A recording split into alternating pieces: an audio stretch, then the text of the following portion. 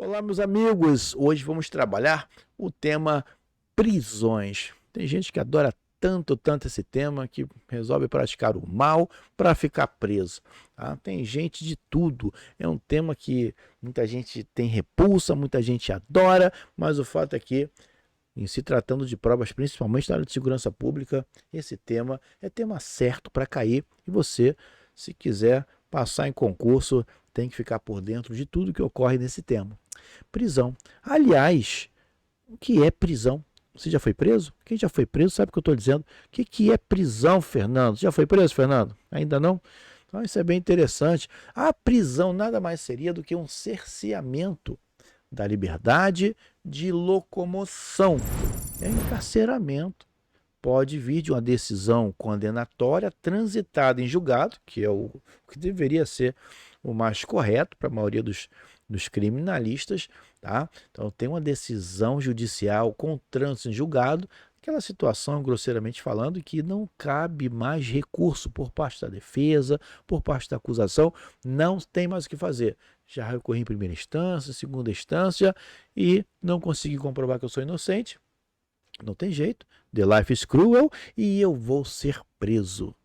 Ou ainda decorrer da própria perseguição penal, dando ensejo ali uma prisão sem pena. Na verdade, seria uma antecipação dos efeitos da pena, também conhecido como a prisão cautelar. Cautelar significa proteção, uma uma prisão provisória, uma prisão processual. E quando eu penso em prisão provisória, eu poderia pensar numa prisão temporária, que vamos ver isso em outro momento. Lei 7.960, já coloco aí para vocês pensarem, dê uma lida com muito carinho, 7.960 de 89, e a prisão preventiva, essa já consta no próprio Código de Processo Penal, em seu artigo 312. Seriam as prisões provisórias que mais caem em provas. Agora, nós temos algumas formalidades. O sujeito foi condenado à prisão, por exemplo, tem que ter um mandado de prisão, independente se for com trânsito em julgado ou sem trânsito em julgado, tem que ter um mandado de prisão. Isso não pode ser feito de boca. E tem que ser decretado, obviamente, por uma autoridade judicial. É uma cláusula de reserva de jurisdição. O que é isso? Reserva de jurisdição. Jurisdição. Numa situação mais simples, dicção. Juris, falamos juris. Dizer o direito. E quem vai dizer o direito é o magistrado. Essa é a regra. É um título o mandado de prisão.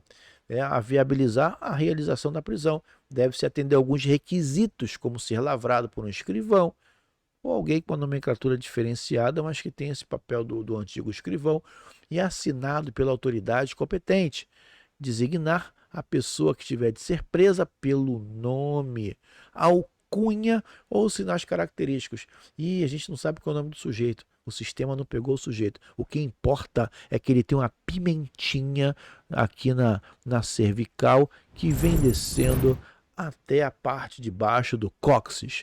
Ele tem uma pimentinha ali e bateu aquela foto muito bacana da delegacia que você bate de frente, bate do lado, bate de ladinho. Isso é que importa. Eu não sei se ele é o Binho, eu não sei se ele é o Bigão, mas eu sei que aquela figura praticou o mal e merece ser preso e foi condenado. Indicar, se for o caso, o valor de uma fiança, ser dirigido ao responsável pela execução da prisão, um juiz responsável na vara de execuções penais. Vai ser passado, em princípio, em duas vias. Uma vai ser entregue ao preso, e o preso ele tem direito a saber, nessa via, o dia, a hora, o local da diligência. Uma outra vai ficar com autoridade, assinada, claro, pelo preso. Considera-se também realizada a prisão em virtude de um mandado, quando o executor, identificando-se, apresenta mandado e intima a pessoa a acompanhá-lo. A captura também pode ser requisitada à vista de mandado judicial por qualquer meio de comunicação, desde que tomadas, claro, pela autoridade, a quem se fizer a requisição, as devidas precauções, aquelas precauções necessárias para se averiguar a autenticidade de quem fizer ali a prisão. Está no artigo 299 do Código de Processo Penal. Sendo preso, imediatamente apresentado à autoridade que tenha expedido a ordem. E vamos que vamos, avançando. Também visando conferir, isso é relativamente novo, tá? maior efetividade à ordem de prisão, o juiz ele deverá providenciar o registro do respectivo mandado no banco de dados do CNJ, que é o CNJ, o Conselho Nacional de Justiça. Esse registro lá no Conselho Nacional de Justiça vai facilitar o cumprimento de qualquer prisão por qualquer agente policial, porque ali ele já vai ter certeza de que o mandado existe e cumpriu suas formalidades, mesmo fora da jurisdição do juiz processante, ok? Da publicidade ao mandado e também segurança, né, ao policial que tem que efetuar essa prisão. Vamos avançando. Agora, é claro que não é assim, tudo tem a sua regra, tudo tem o seu momento. Nós temos algumas restrições de horário e restrições também de inviolabilidade domiciliar. A prisão, na verdade, ela pode ser realizada durante o dia ou a noite. Agora, é claro que respeitando-se as restrições relativas à inviolabilidade domiciliar. Lá no direito constitucional nós temos as situações em que eu posso prender o sujeito à noite, por exemplo, situação de ingressar, na verdade, no domicílio da pessoa, mas um flagrante, por exemplo, aquele flagrante profissional, aquele do artigo 302, número 1, o inciso 1º, o inciso 2º, flagrante próprio, tranquilamente nós poderíamos ingressar no domicílio. Havendo a necessidade de realização da prisão com ingresso domiciliar, seja na casa de terceiros ou da própria pessoa ser presa, o morador, aí eu estou falando já de mandado, será intimado a entregar o preso ou a entregar-se à vista de ordem de prisão. E vamos avançando. Nós temos também situações em que existe a prisão em perseguição. E o interessante aqui é o seguinte, aqui no Brasil não é igual naqueles filmes norte-americanos, em que o sujeito ele está fazendo uma perseguição, ele sai de um estado para outro. E quando passa para outro estado, aquela cena clássica de filme, aqui não é sua jurisdição, e o sujeito fica feliz da vida porque está em outro estado. Aqui não. Vamos imaginar que você trabalha no Norte Fluminense e está na perseguição, e o sujeito consegue ultrapassar as fronteiras do Espírito Santo. Tá, e aí? Aí eu vou deixar de perseguir o cara? Não, você vai perseguir o sujeito até o final e vem quicando e pega o sujeito. Ah, mas eu não sou do Espírito Santo. E que se dane, vai pegar o cara no Espírito Santo e vai apresentar a autoridade policial daquela área. E depois de resolver as questões burocráticas relativo a essa prisão-captura, vai trazer o sujeito para o início daquela perseguição ou da circunscrição em que aqueles policiais sejam lotados. De qualquer forma, é possível que o capturando empreenda, né, essa fuga para afastar a diligência ou para evitar até a realização de um flagrante. E lembrando que essa história de flagrante, está no flagrante por pelo menos 24 horas, é lenda urbana, tá? Nada impede que eu esteja em flagrante por mais de 24 horas, exemplo de um sequestro, de uma extorsão mediante sequestro, aquelas perseguições que na década de 90 nós tínhamos muito, em que uma quadrilha enorme invadia uma Caixa Econômica, o Banco do Brasil, lá em Minas, e a perseguição terminava quase 10 dias depois lá em Tocantins. O sujeito estava, assim, em perseguição e todo aquele momento ele poderia ser preso em flagrante. Ok? Permite-se que a prisão seja realizada, evidentemente, em outro município ou estado.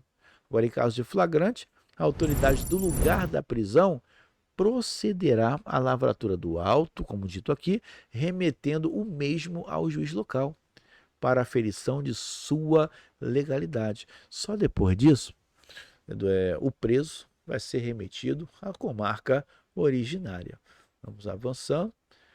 E nesse mesmo contexto, em prisão em território diverso da atuação judicial, se o infrator estiver fora do país, a realização da prisão deve atender a leis, alguns tratados que digam respeito à extradição.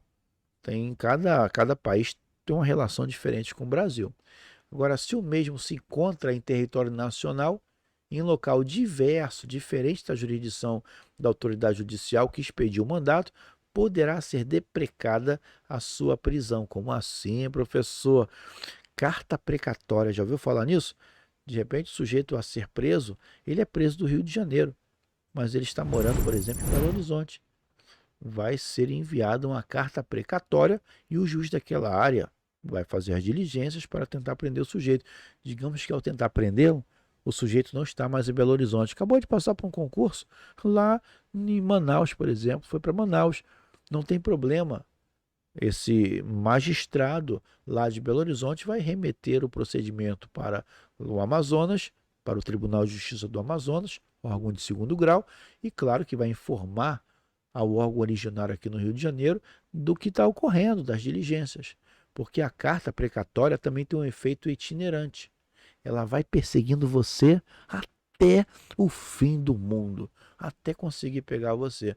Então, o mandado, você não, porque você não vai praticar crimes, não é verdade? Mas pegar o sujeito que vai praticar o mal. E nesse contexto, pode ser deprecada a sua prisão, devendo constar da carta precatória o inteiro teor do mandado. E se houver urgência, pode até dispensar a expedição de carta precatória lá nos termos do artigo 289, parágrafo 1º do Código de Processo Penal. Não tem nenhum problema, volta e meia, até por fax, você fazer esse pedido para o magistrado, desde que tomando ali as devidas cautelas e preocupações, hoje em dia até por WhatsApp. E para fechar aqui, algumas pessoas, em razão de sua função desempenhada, elas terão direito a recolhimento em quartéis ou a prisão especial enquanto estiverem na condição de presos provisórios. É a chamada prisão especial. Então existe um grupo de indivíduos, imagina aqui um senador, presidentes, se for o caso, deputados, pessoas com curso de nível superior, várias autoridades no âmbito civil, ele tem essa prerrogativa de, caso venha a praticar um fato típico, ilícito e culpável, eles venham a ocupar uma prisão que nós chamamos de prisão especial, mas na condição de presos provisórios. Na condição de presos provisórios. Outra coisa interessante é a aplicação da súmula vinculante número 11 do Supremo Tribunal Federal, com relação ao uso de algemas. E olha que interessante, questão de ética, acho que não tem nada a ver falar aqui, nós não podemos confundir nossa política, nem a ideia aqui, mas em determinado governo, nós tivemos um doleiro que foi preso. Esse doleiro é um cara muito gente boa para as pessoas que estavam no governo nessa época, só que foi preso. E aquela cena muito bonita em que a Polícia Federal estava descendo com um jatinho, com esse doleiro sendo com a algema, o terno em cima da algema, e aquela cena bacana, bonita, né? Você botando assim o terno em cima da algema, todo mundo sabendo que está algemado, tá? Mas as pessoas desse governo ficaram bem chateadas com isso. Poxa, cara, gente boa, bacana, e ser algemado dessa forma, ser tratado dessa forma, ele não vai fugir. Mais de 20 policiais federais ali no entorno dele, não tem sentido, não tem sentido. Aí o outro é preso no Rio de Janeiro, o governador, e a Polícia Federal coloca a algema nos pés, nas mãos. Então quem defende a não utilização desses meios ficava exatamente se questionando: para que algema nas pernas? O sujeito com 50 anos de idade, 60 anos de idade, vai fugir para onde? Vai bater nos policiais, vai sair ali como se fosse um ninja, como se fosse alguém da Marvel? Claro que não. Ainda que ele tivesse possuído pelo mal por uma legião, claro que não. Tranquilamente que não. E aí colocaram essa súmula vinculante de número 11 que diz: a autoridade policial deve garantir o cumprimento do mandado de prisão ou a efetivação da prisão em flagrante. O uso da força, bem como de algemas, deve ser evitado, salvo quando indispensável, no caso de tentativa de fuga ou resistência do preso. Isso foi feito para esse cara. E aí, de repente, a polícia militar está na rua tendo que ficar justificando o uso de algemas para tudo que é bandido. Tá? Aparentemente não tem sentido, mas é isso que estava acontecendo no início. Outra coisa, o emprego de força e uso de instrumentos não letais são evidentemente indicados em situações como essas. Não esqueça essa súmula vinculante, que é muito importante para a nossa prova. E outra coisa, o uso da algema tem que ser justificado, tá? Tem que ser justificado, ainda que seja bem óbvio o porquê do uso da utilização de algemas em determinados casos concretos, mas por causa desse engraçadinho, infelizmente, causou esse caos na prática para quem trabalha na ponta, ok? Caros amigos, sai daí não, que temos mais aulas, hein? Lembrando aí nossa periodicidade nas nossas gravações, e não vai demorar muito, sempre teremos surpresas para vocês, e não vai demorar muito uma próxima live. Não se esqueçam de se inscreverem no nosso canal, isso também é muito importante. Para quem gostou do nosso canal, se puder fazer uma divulgação junto ao grupo de WhatsApp dos alunos, a gente quer também crescer e evoluir junto com vocês, e acreditamos no sucesso de vocês. Um grande abraço e até mais. Bye!